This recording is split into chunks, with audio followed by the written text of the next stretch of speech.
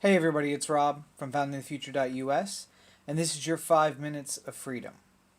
It's been a long day for me today, for a lot of reasons, and I'm sure it's been a trying day for a lot of people all around the country.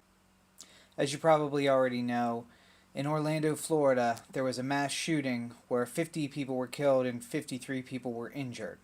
Almost as could be expected, the event was immediately politicized by everyone on the left and the right. Now, I'm tired for a lot of reasons. The first of which is seeing another mass shooting in the country. It's tiring that we are once again going through this same rigmarole that we've had to go through so many times. But the other reason is that I'm tired of having to fight the same fights over and over again. The message that everyone was trying to send was all about love, that love conquers all and we need to just love each other.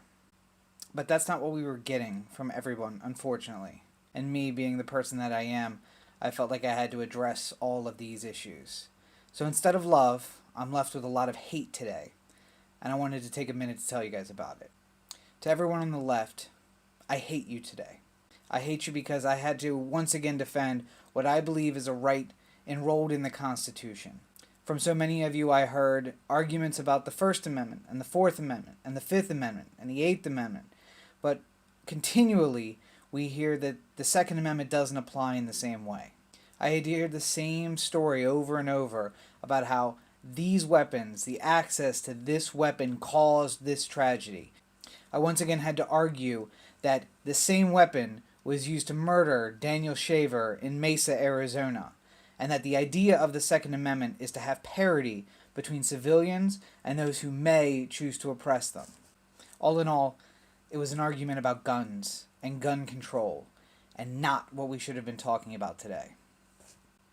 And to those of you on the right, I hate you because I once again had to explain that Islam as a religion is different than radical Islam. We once again had to touch on the fact that there are sects within each religion that espouse violence, whether that religion is Christianity, Judaism, Islam, or any of the other world religions. I had to explain that the same argument that people on the right were making, that this one gun owner does not represent all gun owners, should mean that this one Muslim does not represent all Muslims. This is not the conversation we should have been having today. To both of these groups, I say I hate you because you once again have allowed yourself to be divided over an issue that should have brought us together. Since the election of 2000, we have found every reason to find division in ourselves, ways that we are different from each other, instead of stressing the ways that we are the same. I hate you because instead of embracing and remembering the lives lost, instead of talking about how the LGBTQ community is impacted by violence, we had to defend stupid points that should have been settled already. And I hate you because instead of mourning the loss of these human beings, people of all race and creeds and sexual orientations, I felt like I was put in the position that I had to once again defend my beliefs, that I had to defend groups of people that I don't necessarily totally identify with, but which were being misrepresented in an argument. I don't like that position. I don't like when we're arguing about that position when we should be remembering victims. I don't like that position when we were talking about dead people who lost their lives simply because of who they are. You know, since I was 13 years old, I really wanted to make a difference in this country and in this world. Back then, I decided I wanted to go into politics, and I wanted it so bad. I did 4 years of college. I came out as a political science major, and then I made politics my goal. And it took me about 2 years to find out that politics isn't exactly what we think it is. That you can't make real change in the political arena because of bullshit like this. Because people would rather fight about things that they don't have in common instead of embracing the things that they do have in common. Because people want to take any issue that they possibly can and use it to their political advantage instead of trying to advance the good that there is in this world and try to protect people who need to be protected. So then I had another idea. I'll go to law school. and I'll become a lawyer, and then I can defend these people. I can defend the people that need to be defended. I can find some justice in this world. And it took me about 2 years to find out that there is no justice. The system is irrevocably broken. Not only are we making bad laws, only are we politicizing every individual issue and trying to divide people, but then the system is built to make sure it stays in place and to unjustifiably deny justice to people who need it the most. So then I said, there's got to be another way. Maybe I can become an activist. Maybe we can find some change becoming an activist. And my activism comes from the center. It comes from finding a logical resolution in the middle between the two issues. Where would most people fall? Do I believe that the Second Amendment allows for individual possession of guns? I absolutely do. Do I think that you should be able to walk into the 7-Eleven and purchase one off the shelf? No. The logical resolution is the middle ground.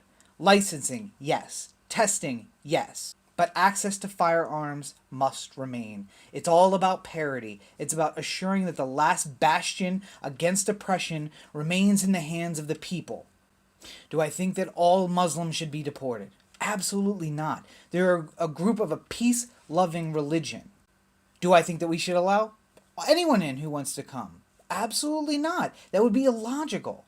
But we have to find the middle ground. The middle ground is we take whatever testing we can, we run them through whatever filter we can, and then we allow in as many as possible so that we can still remain the shining city on a hill, the light that goes out into the darkness that says, here, come to these shores, we'll embrace you.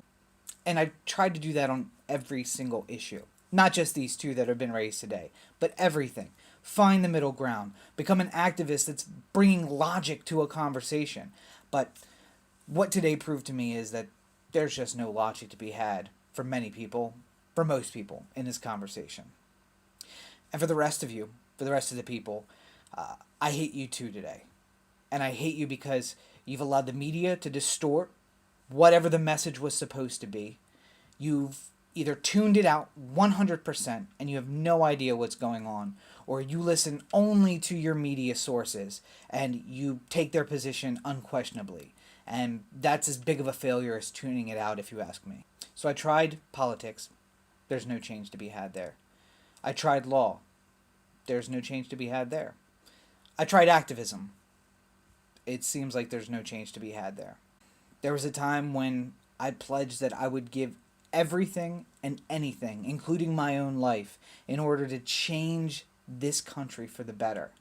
But I don't know that we as a people, I don't know that this country deserves change. I think that maybe it's time to toss this republic on the rubble pile of history and burn it all down and start again. Because if this is what the future of America holds for all of us, there's no hope remaining.